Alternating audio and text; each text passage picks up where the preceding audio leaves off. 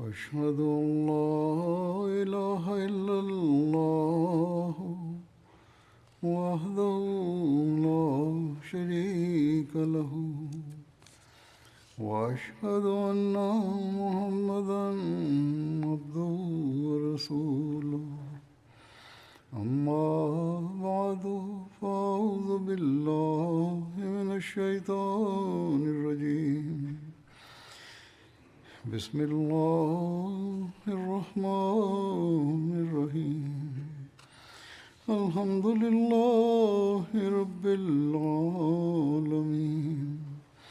الرحمن الرحيم مالك يوم الدين إياك نعبد وإياك نستعين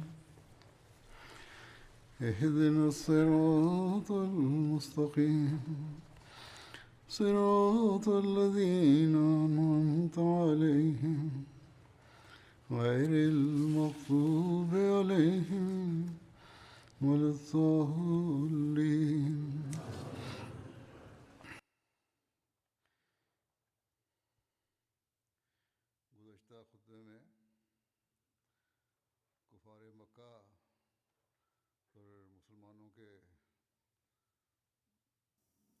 В прошлой пятничной проповеди, рассказывая о страхе мусульман перед неверными курайшитами, я рассказал о разногласиях между Абу Джахлем и Утбой относительно войны и о том, что из-за упреков Абу Джахля Утба объявил о начале войны с мусульманами, и таким образом началась война.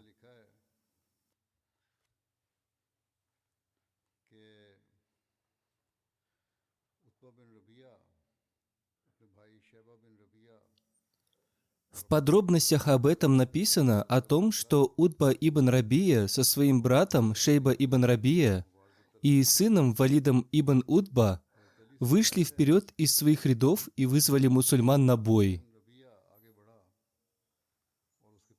Хазрат Али, да будет доволен им Аллах, передает: Утба бин Рабия, его сын и брат вышли и громко объявили: «Кто может выйти на бой с нами?» В ответ на это вышло несколько ансаров и сказали: «Мы готовы сразиться с вами». Утба спросил: «Кто вы?» Они ответили, что они ансары. Утба сказал: «У нас нет к вам никаких претензий, мы пришли сражаться только с сыновьями своих дядей». Хузур поясняет: то есть мы пришли сражаться с курайшитами, а не с ансарами. Утба громким голосом сказал: «О Мухаммад, отправь на бой тех из числа наших родственников, которые равны нам». В ответ на это святой пророк, мир и благословение Аллаха да пребывает с ним, сказал: «О Хамза, о Али и о Убайда бин Харис, встаньте». Хузур поясняет: Хазрат Хамза был его дядей, Хазрат Али и Хазрат Убайда были его двоюродными братьями по отцу. Хазрат Али рассказал: как только мы услышали эти слова святого пророка, мир и благословение Аллаха да пребывает с ним, Хазрат Хамза и я вышли против Утбы и Шейба, а Хазрат Убайда бин Харис вступил в сражение с Валидом, и они очень сильно ранили друг друга, а затем, покончив со своими противниками, мы обратились к Валиду и убили его. Потом мы увезли Убайду с поля битвы. Когда Хазрат Хамза и Хазрат Али привезли его, у него было отрублено колено. Когда его привезли к святому пророку, мир и благословение Аллаха да пребывает с ним, он спросил его: «О пророк Аллаха, являюсь ли я мучеником?» Святой пророк, мир и благословение Аллаха да пребывает с ним, сказал: «Несомненно, ты являешься мучеником».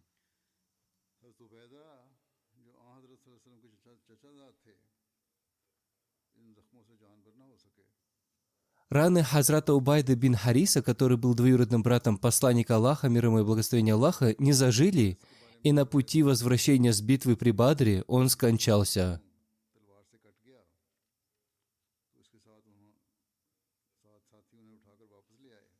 Еще в одном повествовании рассказывается о том, что когда привезли Хариса бин Убайду к святому пророку, мир и благословение Аллаха да пребывают с ним, и положили его рядом с ним, и он положил его голову к себе на колени, Хазрат Убайда, глядя на посланника Аллаха, мир и благословение Аллаха да пребывают с ним, с большой любовью сказал: «О, если бы сегодня был жив Абу Талиб, он узнал бы, что я являюсь более достойным того, о чем он часто говорил».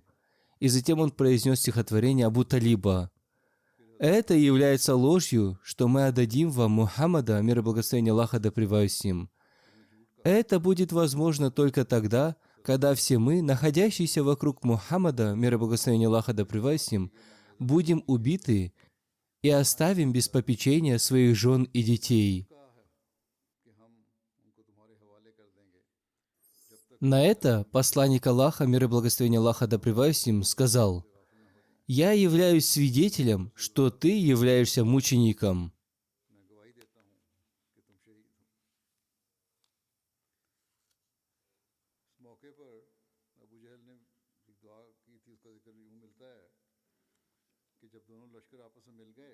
Молитва Абу Джахля.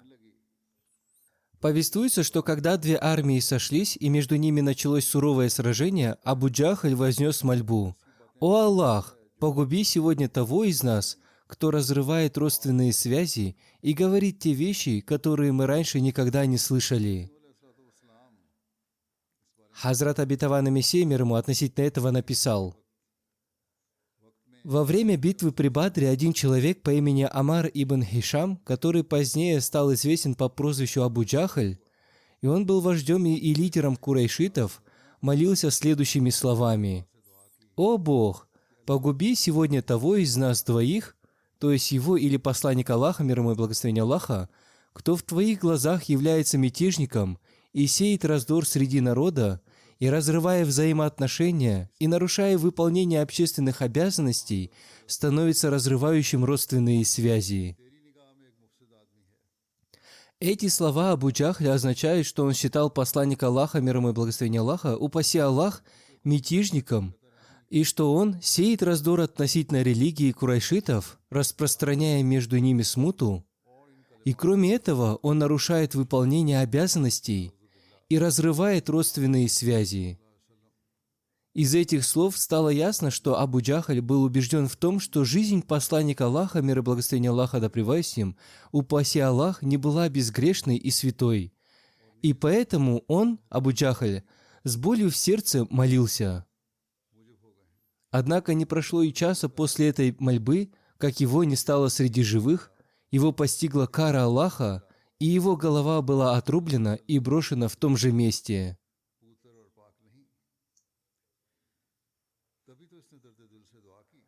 И те, чью святую жизнь он оскорблял, вернулись с этого поля битвы с победой и помощью Аллаха.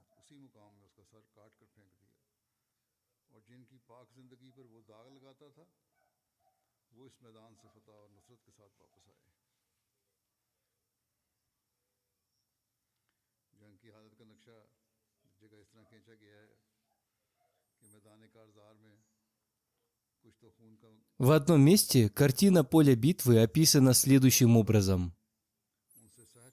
В битве при Бадре произошло ожесточенное сражение. Мусульмане воевали против врага, численность которого была в 3 раза больше, и который был прекрасно вооружен, и пришел на поле битвы с твердым намерением полностью уничтожить мусульман. Мусульман было гораздо меньше, и их состояние тоже было очень слабым. На первый взгляд казалось, что жители Мекки могли победить мусульман за несколько минут.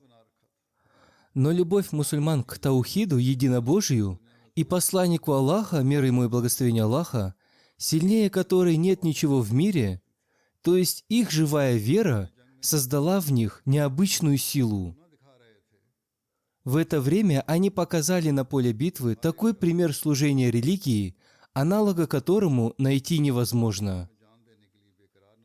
Каждый из них больше другого беспокоился о том, чтобы пожертвовать собой на пути Аллаха. Хазрат Хамза, Хазрат Али, Хазрат Зубайр убили много врагов.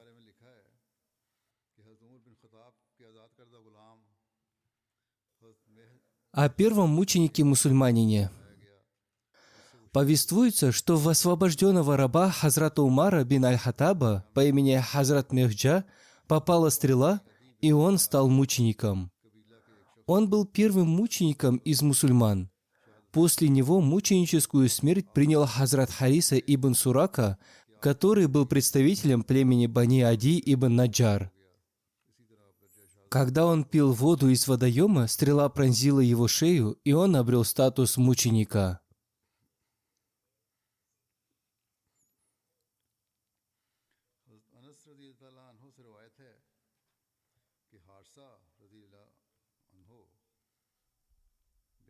Хазрат Анас, да будет доволен им Аллах, повествует, что Хазрат Хариса ибн Сурака ибн Харис стал мучеником в битве при Бадре, когда он был молодым. Когда об этом узнала его мать, Рабия бинт Назар, тетя Хазрата Анаса по отцу, она подошла к посланнику Аллаха, мир ему и благословение Аллаха, и сказала: «Знаете ли вы, насколько дорог был для меня Харис? Если он вошел в рай, то я буду терпеть и буду надеяться на награду для него. А если нет, то вы увидите, что я сделаю с собой». Посланник Аллаха, мир ему и благословение Аллаха, сказал: «Я очень опечален, о Умме Хариса, твоими словами.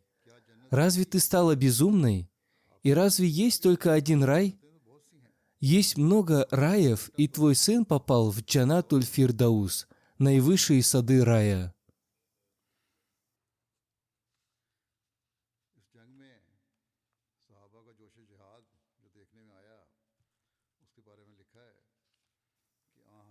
Страсть джихада сподвижников в этой битве. Повествуется, что посланник Аллаха, мир и благословение Аллаха да пребывает с ним, изрек: «Всевышний Аллах введет в рай того, кто сегодня будет воевать с терпением и надеждой на награду Аллаха и не обратится вспять». Услышав это, Зубейр ибн Хамам, представитель племени Бани Салмах, который в это время ел финик, воскликнул: «О, как прекрасно, что между мной и раем такое маленькое расстояние, если они убьют меня». Сказав это, он взял в руку меч, бросился в битву с врагами и стал мучеником. Повествуется, что Ауф ибн Харис, сын Афра, обращаясь к посланнику Аллаха, мир ему и благословение Аллаха, спросил: «О посланник Аллаха, какое дело его раба радует Всевышнего Аллаха?» Он ответил: «Убийство врага в сражении, не будучи облаченным в кольчугу». Услышав это, он снял кольчугу и, убив многих врагов, стал мучеником. Об убийстве Абу Джахля. В книге Сахих Бухари в одном хадисе повествуется, что Абдурахман ибн Ауф, да будет доволен им Аллах, сказал: «Находясь в ряду воинов в день битвы при Бадре, я посмотрел направо и налево от себя, и оказалось, что с каждой из двух сторон стоит юноша». Хузур поясняет: то есть, находясь между ними, он не считал себя в безопасности, поскольку эти юноши не смогут защитить его. Один из них шепотом, чтобы не слышал второй юноша, спросил меня: «О, дядя, покажи мне Абу Джахля». Я ответил: «Зачем тебе Абу Джахль, о племянник?» Он сказал: «Я обещал Всевышнему Аллаху, что если я увижу Абу Джахля, я убью его или буду убит им». После этого второй юноша, также обращаясь ко мне шепотом, задал мне тот же вопрос, и это так обрадовало меня, что я не считал бы себя настолько же счастливым, находясь между двумя сильными мужчинами. Несмотря на их страсть, я все равно не был доволен нахождением между ними, а хотел находиться между двумя сильными мужчинами. Однако, как только я указал им на Абу Джахля, они оба, подобно орлам, напали на него и убили его. И они оба были сыновьями Афра. Их имена Муаз и Муаввас. Хазрат Муаз повествует: «Я слышал от людей, что никому нет дела до Абу Хакама, и я решил, что я обязательно нападу на него, и, увидев его, я быстро напал на него и ударил его мечом и отрубил ему ногу до голени. Его сын Икрама ударил меня мечом по руке, и она висела на коже, но я продолжал сражаться, и когда боль стала невыносимой, я зажал висевшую на коже руку ногами и оторвал ее.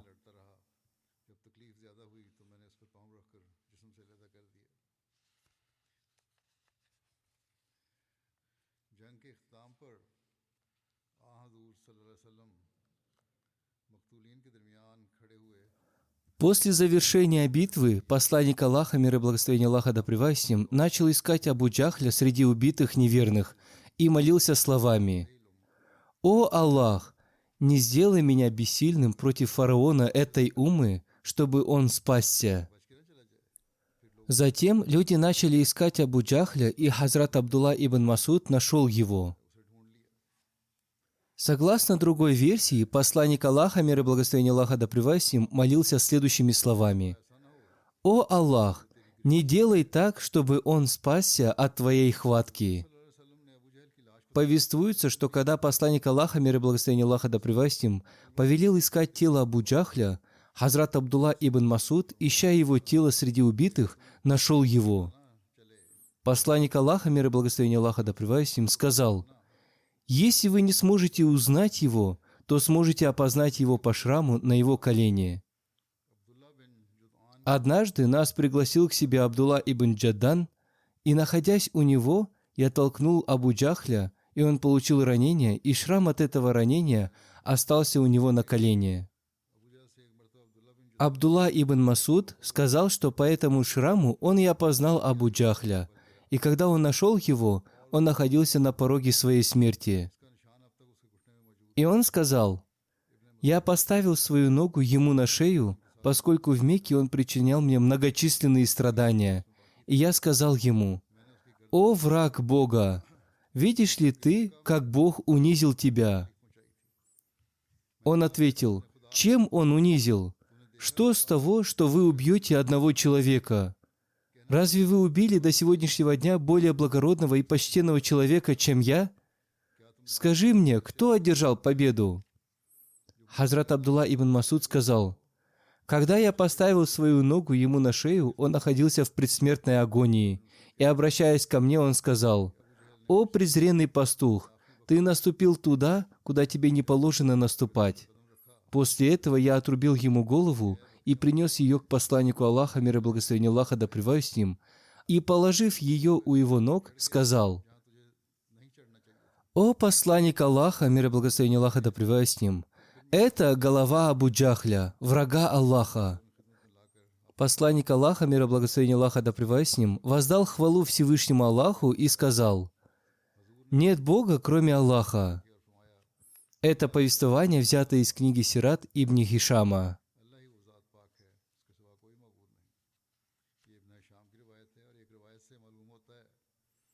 Еще в одном повествовании рассказывается, что Хазрат Абдулла ибн Масуд покончил с Абу Джахлем и затем пришел к посланнику Аллаха, мир и благословение Аллаха да пребывает с ним, и сообщил ему об этом.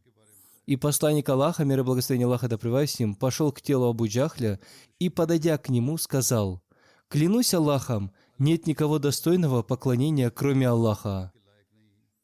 И Абдулла ибн Масуд сказал: «Я тоже повторил эти слова: клянусь Аллахом, нет никого достойного поклонения, кроме Аллаха». И затем, стоя у его тела, посланник Аллаха, мир и благословение Аллаха да пребывает с ним, сказал: «О враг Аллаха, вся хвала принадлежит Аллаху, который унизил тебя». Хазрат Катада повествует, что посланник Аллаха, мир и благословение Аллаха да пребывает с ним, сказал, что у каждой уммы есть фараон, и фараоном этой уммы является Абу Джахль. Всевышний Аллах подверг его унизительной смерти.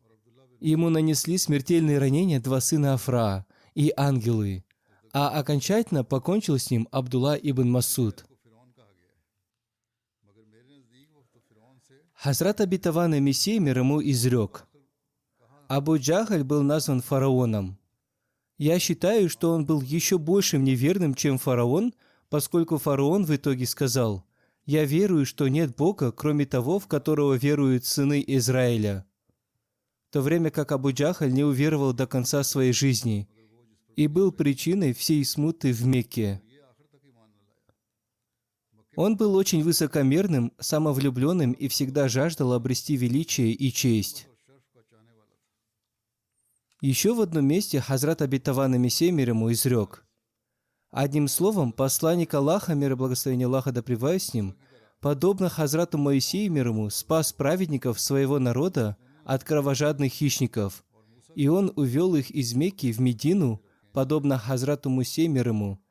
И Абу Джахль, который являлся фараоном этой уммы, был убит на поле битвы при Бадре.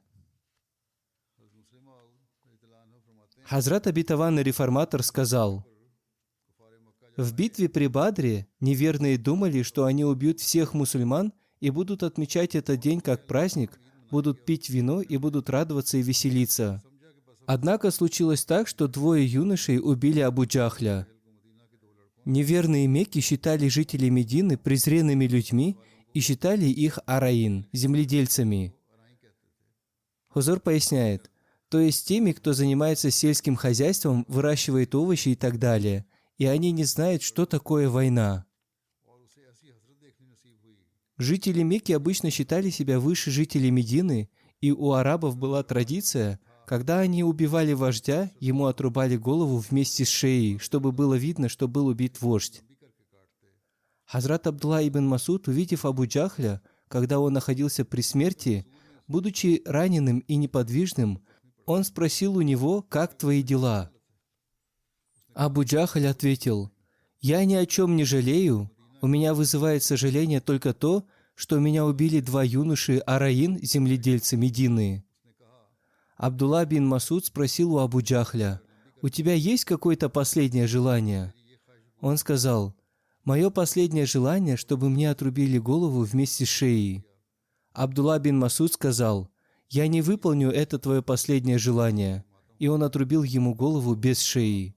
И таким образом случилось так, что этот день, который Абу Джахль хотел сделать днем праздника, стал днем его смерти, и ему не пришлось насладиться вином. О бросании посланником Аллаха, мир и благословение Аллаха да пребывает с ним, камней в многобожников. В Сахих Бухари повествуется, что посланник Аллаха, мир и благословение Аллаха да пребывает с ним, находясь в своем шатре, долго молился, и Хазрат Абу Бакр, да будет доволен им Аллах, взяв его за руку, сказал: «О посланник Аллаха, мир и благословение Аллаха да пребывает с ним, достаточно, вы уже много молились. Вы много молились своему владыке». В это время посланник Аллаха, мир и благословение Аллаха да пребывает с ним, был облачен в кольчугу, и, выйдя из своего шатра, он изрек: «Побеждено будет сборище их, и обратятся они спинами. Более того, час обещания им, и час чикчайший и горчайший». Хазрат Мирза Башир Ахмад в своей книге «Сират Хатаман Набиин. Жизнеописание печати пророков» также написал: «Следовательно, будь это мухаджиры или ансары, все они сражались доблестно и искренно, однако многочисленность противников и их превосходство в вооружении казались почти несокрушимой силой, и исход битвы некоторое время оставался неясным.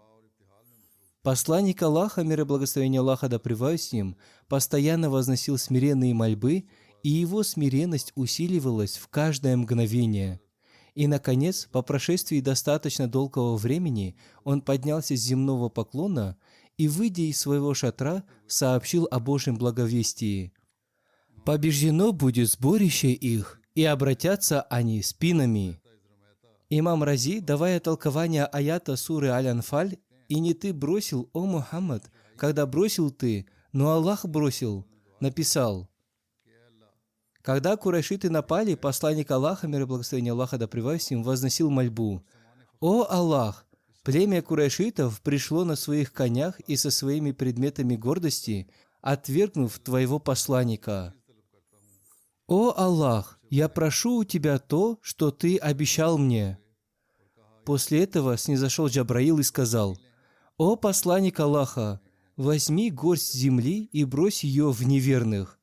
И когда две армии столкнулись, посланник Аллаха, мир и благословение Аллаха да пребывает с ним, сказал Хазрату Али дать ему горсть земли с камешками, которую посланник Аллаха, мир и благословение Аллаха да пребывает с ним, бросил в неверных, и сказал: да будут обезображены лица неверных. В результате этого многобожники стали тереть свои глаза и оказались побежденными. Всевышний Аллах изрек: «И не ты бросил, о Мухаммад, когда бросил ты, но Аллах бросил». В действительности это не он бросил, поскольку если бы бросил он, то это оказало бы только то действие, которое оказывает бросание человека. Это бросил Всевышний Аллах, в результате чего песок попал им в глаза. Очевидно, что бросил посланник Аллаха, мир и благословение Аллаха да пребывает с ним, но действие этого бросания явил Всевышний Аллах. Хазрат Мирза Башир Ахмад Сахиб, описывая картину поля боя при Бадре, написал: «Посланник Аллаха, мир и благословение Аллаха да пребывает с ним, выйдя из своего шатра, окинул взором все стороны и увидел, что битва находится в самом разгаре и повсюду льется кровь. Он взял пригоршню земли с камешками и, бросив их в сторону неверных, страстно сказал: „Да будут обезображены лица неверных“. И затем, обратившись к мусульманам, он сказал: „Совершите молниеносную атаку на неверных“. Когда этот призыв их любимого вождя и наставника достиг их ушей, они провозгласили клич «Аллаху Акбар», «Превелик Аллах» и бросились в молниеносную атаку. И с другой стороны, как только посланник Аллаха, мир и благословение Аллаха да пребывает с ним, бросил пригоршню песка, подул сильный ветер, и в результате этого глаза, лица и носы неверных были забиты песком, и посланник Аллаха, мир и благословение Аллаха да пребывает с ним, сказал: «Это армия Божьих ангелов, которые пришли на помощь». Повествуется, что в это время некоторые люди даже видели этих ангелов. Одним словом, такие вожди неверных, как Утба, Шейба, Абу Джахаль, уже были обращены в прах. По причине молниеносной атаки мусульман и сильного ветра, стопы курайшитов ослабели, среди них царила паника, и через некоторое время поле битвы уже было свободно от них. Хазрат обетованный Мессия мир ему в одном месте изрек: «При такой степени приближения и встречи с Богом иногда с человеком происходят такие вещи, которые кажутся сверхчеловеческих сил, и они содержат в себе проявление сил Бога.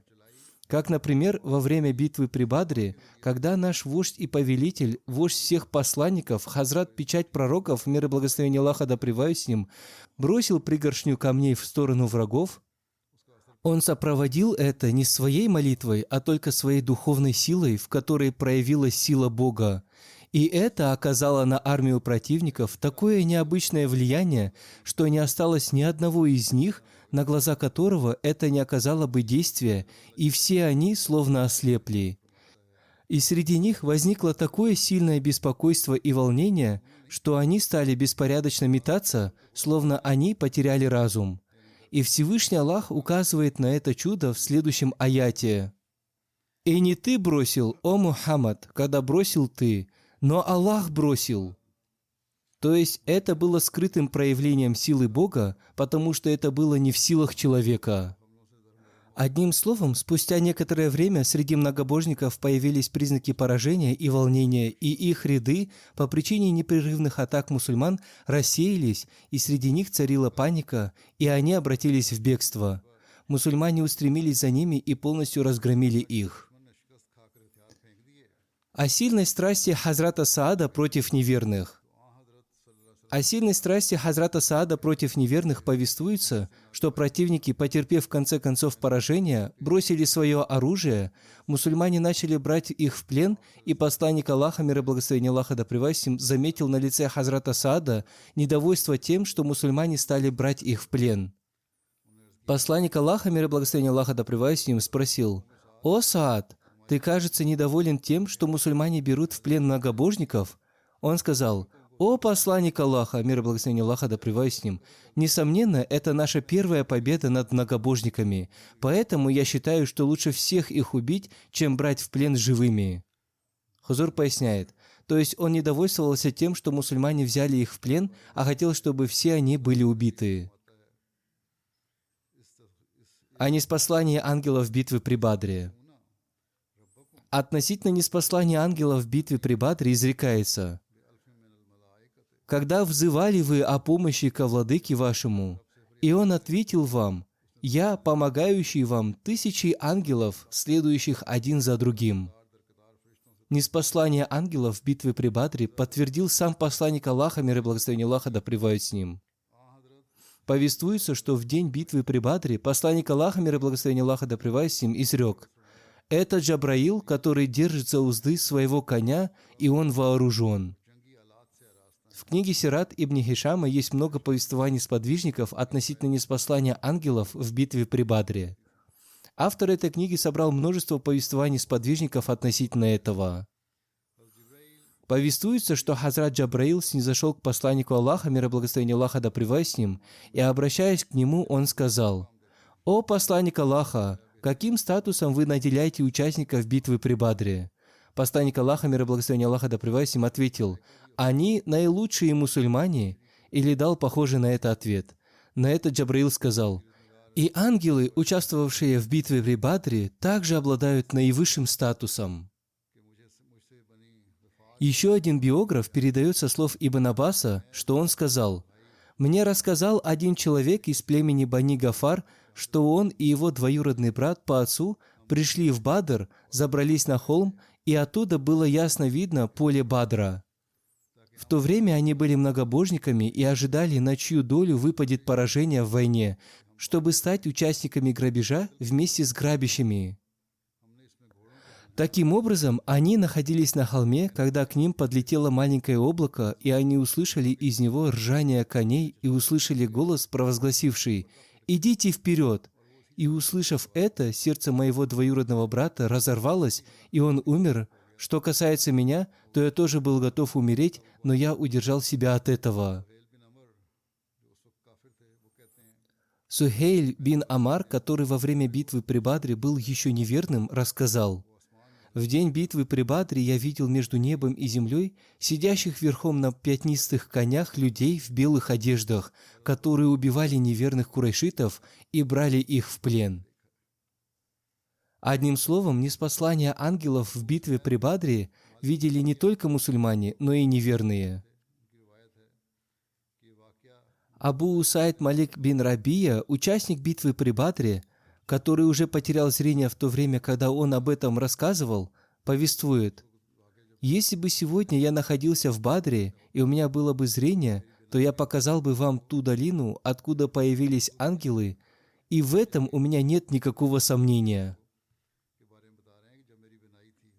Участник битвы при Бадре Абу Дауд Мазни повествует: «Несомненно, я следил за одним многобожником, чтобы напасть на него, и я увидел, что перед тем, как мой меч достиг его, его голова уже была отрублена, и я понял, что его убил кто-то другой».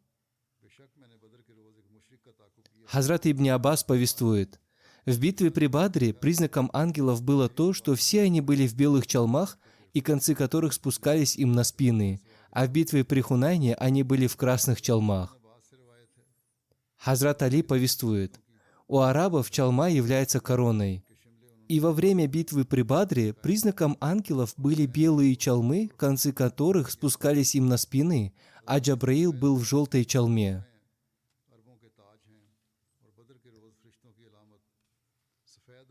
Хазрат Ибн Аббас повествует: «Кроме битвы при Бадре, в других битвах ангелы никого не убили. В других битвах они присутствовали только для увеличения численности и для помощи, и никого не убили».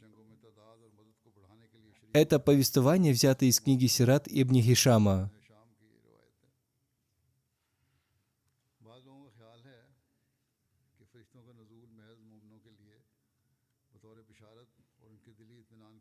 Некоторые люди считают, что ниспослание ангелов было только ради благовестия и успокоения сердец, и они практически не участвовали в битвах.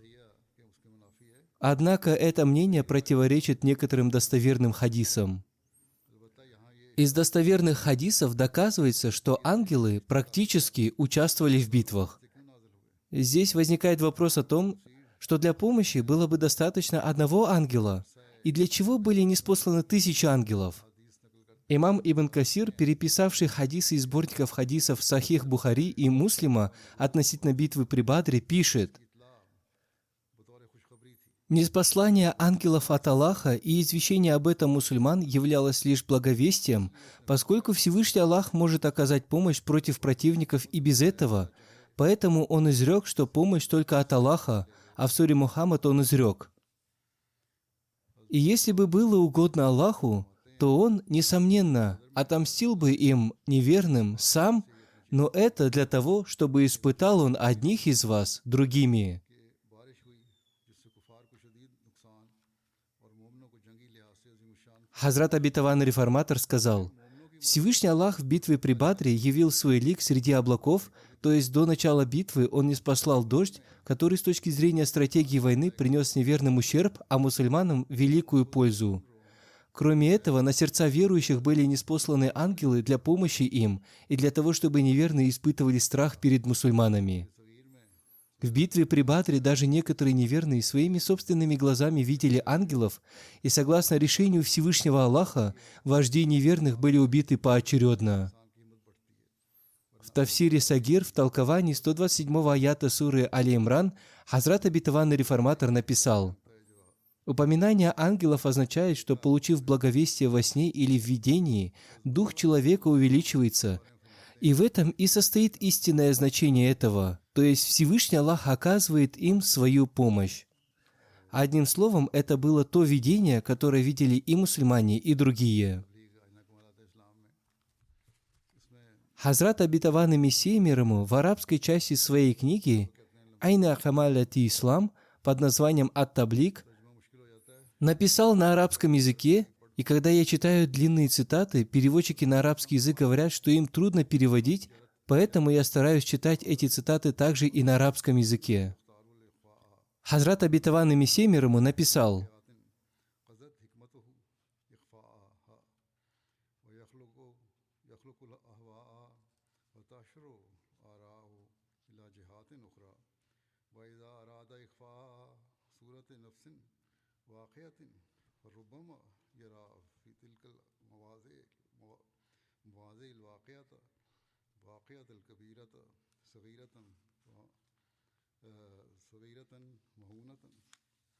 والواقعة الصغيرة المسنونة كبيرة نادرة والواقعة المبشرة مخوفة والواقعة المخوفة مبشرة فهذه أربعة أقسام من الواقعات من سنن الله كما مضى أما الواقعة كبيرة العظيمة التي أراد الله أن يريها صغيرة حقيرة فنذيرها في القرآن واقعة بدر لمن يتدبر ويرى وإن الله قلل أعداء الإسلام ببدر في منام رسوله ليذهب الرعب عن قلوب المسلمين ويقضي ما أراد من القضاء وأما الواقعة التي أراد الله أن يريها كبيرة نادرة فنذيرها في القرآن بشارة مدد الملائكة كي تقر قلوب المؤمنين ولا تأخذهم خيفة في ذلك المأوى وإن تعالى وعد في القرآن للمؤمنين وبشرهم بأنه يمدهم خمسة آلاف من الملائكة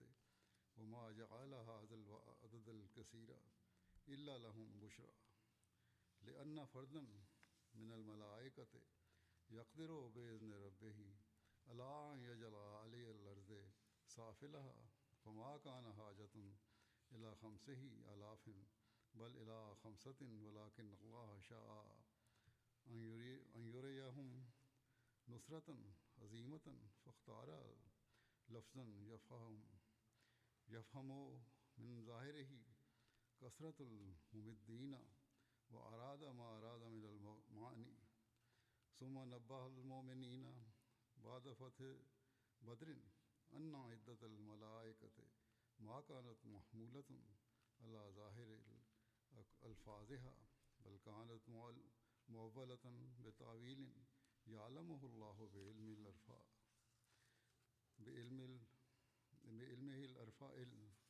الأرفع والأعلى وفعل كذلك لتطمئن قلوبهم بهذه البشرى ويزيدهم حسن الظن والرجاء तर्जुमा ये है कि इसकी ये आदत और सुन्नत हमेशा से जारी है कि उन वाक़यात को खुफिया और पोशीदा रखता है। Перевод цитаты обетованного Мессии мир ему следующий. Обычаем и сунной Всевышнего Аллаха с давних времен является то, что некоторые события Он оставляет в тайне, мудрость которых нуждается в сохранении их в тайне. А желания и мысли людей бывают противоречащими истинности этих событий. И иногда Он показывает великое событие незначительным, а иногда незначительное событие Он показывает великим и уникальным. Иногда Он представляет благовествующее событие в виде предостережения, а предостерегающее событие в виде благовестия. Это 4 вида событий, которые проявляются согласно сунне Всевышнего Аллаха. То есть великое и большое событие, которое Всевышний Аллах пожелал показать незначительным и низким, проявилось в битве при Бадре для того, кто желает поразмышлять над этим и раскрыть глаза. Всевышний Аллах во время битвы при Бадре показал посланнику Аллаха, мир и благословение Аллаха да пребывает с ним, противников ислама малочисленными, чтобы из сердец мусульман исчез страх перед ними и чтобы исполнилось то, что он решил. И о событии, которое Всевышний Аллах пожелал показать великим и уникальным, упоминается в Священном Коране в качестве благовестия ангелов о помощи, для того, чтобы сердца мусульман обрели спокойствие, и они не испытывали страха во время сражения. Одним словом, Всевышний Аллах обещал верующим и дал им благовестие в Священном Коране о помощи 5000 ангелов.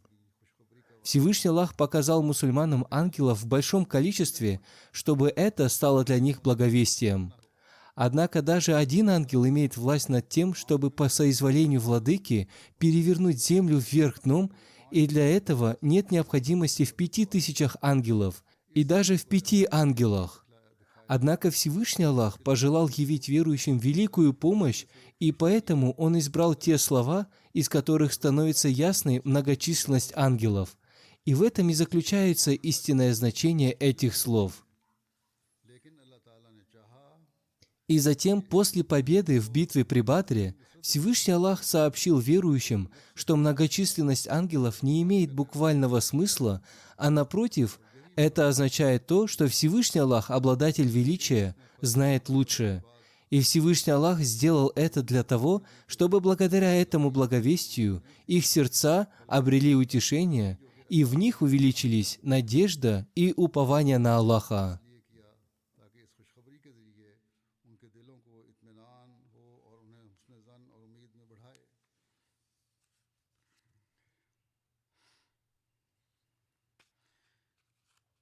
मुशरिकीन की शिकस्त के बारे में लिखा है कि थोड़ी देर बाद मुशरिकीन के लश्कर में नाकामी और О поражении многобожников. खुली जंग शुरू हुई तो Повествуется, что спустя некоторое время в армии многобожников появились признаки поражения и беспокойства. अपने अंजाम के करीब जा पहुंचा। И когда сражение находилось в самом разгаре, эти признаки проявились еще более явно. И по причине активных атак мусульман ряды многобожников рассеялись, и сражение пришло к своему концу.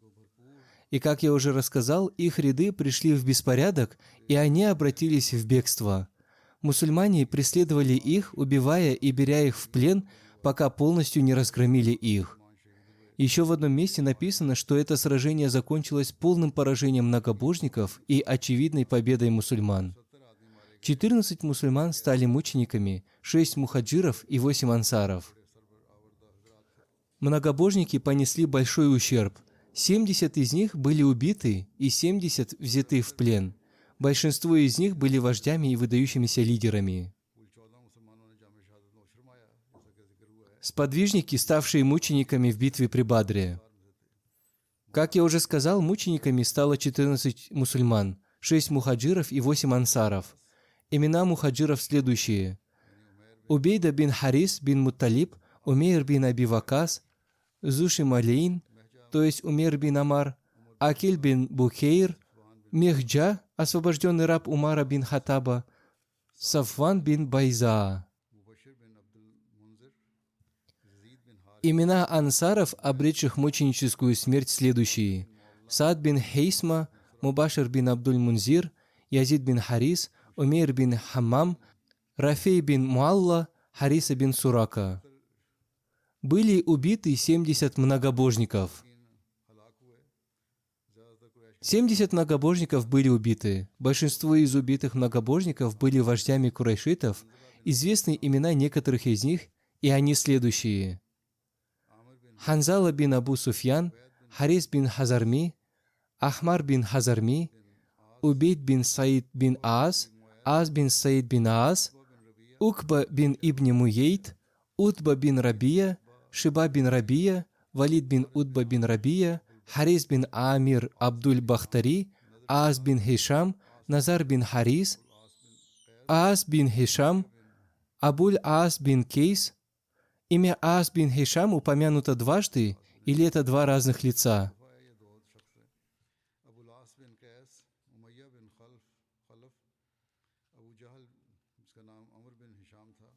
Умайя бин Халаф, Абу Джахал, которого звали Амар бин Хишам.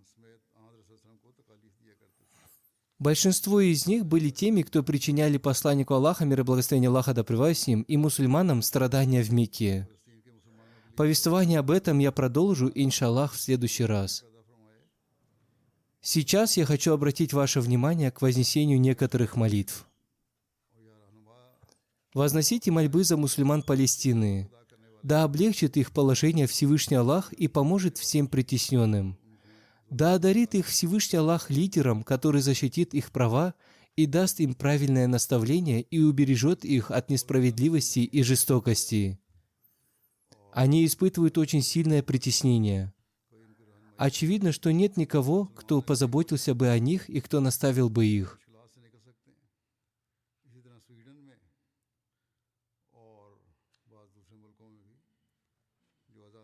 Если мусульмане объединились бы, то они смогли бы выйти из этого сложного положения. Также и в Швеции, и в других странах, якобы во имя свободы слова и религиозной свободы, безо всякого ограничения совершаются неправильные действия под предлогом свободы слова, играют чувствами мусульман, и время от времени они совершают омерзительные поступки, причиняющие боль чувствам мусульман. Они либо оскорбляют священный Коран, либо произносят неподобающие слова в адрес посланника Аллаха, мир и благословение Аллаха да пребывает с ним. Да охватит их сам Всевышний Аллах своей хваткой. Причиной всего этого являются сами мусульманские правители. Из-за их раздора между собой противники мусульман совершают эти омерзительные поступки. А если мусульмане проявляют реакцию, то она бывает лишь временной и не имеющей никакого влияния и значения. Одним словом, возносите обильные мольбы за мусульманских лидеров и за мусульманскую умму. Они очень нуждаются в этом. В том, что происходит во Франции, тоже обвиняют мусульман. И реакция мусульман, которую они проявляют вместе с другими, тоже является неправильной. Ничего невозможно достигнуть, сея смуту и разрушение. Мусульмане должны проявить свою реакцию согласно учению ислама, и они обретут успех только тогда, когда их слова и поступки будут соответствовать учению ислама. Одним словом, мы можем только молиться, особенно за исламский мир и за весь мир в целом. Молитесь, чтобы Всевышний Аллах уберег каждого от жестокости и несправедливости, и чтобы в мире воцарились мир и безопасность, и чтобы каждый придавал значение взаимному соблюдению прав. В ином случае я уже неоднократно предупреждал о том, что мир очень быстро движется к своей гибели. Да смилуется Всевышний Аллах над миром. Также молитесь за мусульман Ахмади в Пакистане. Да защитит их Всевышний Аллах от всякого зла.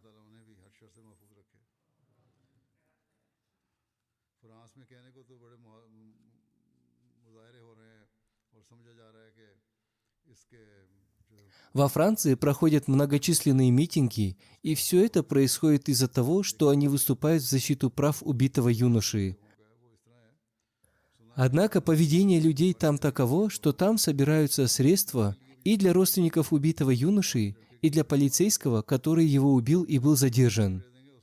В фонд убитого юноши собрали 200 тысяч евро, а для полицейского было собрано более 1 000 000 евро, в то время как и люди, и правительство говорят, что против него будут приняты все меры наказания.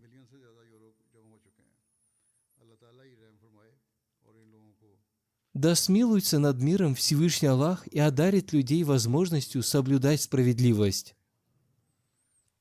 И одарит Он мусульман возможностью объединиться. Аминь.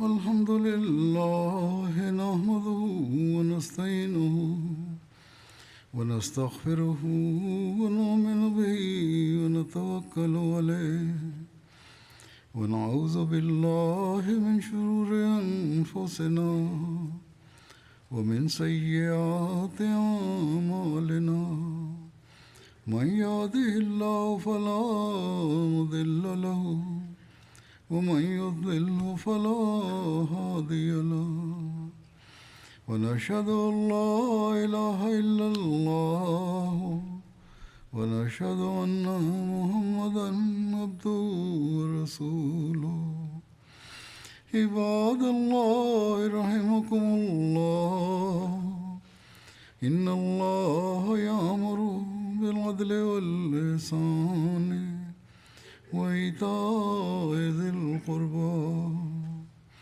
وينهى عن الفحشاء والمنكر والبغي يعظكم لعلكم تذكرون اذكروا الله يذكركم وادعوه يستجب لكم ولذكر الله أكبر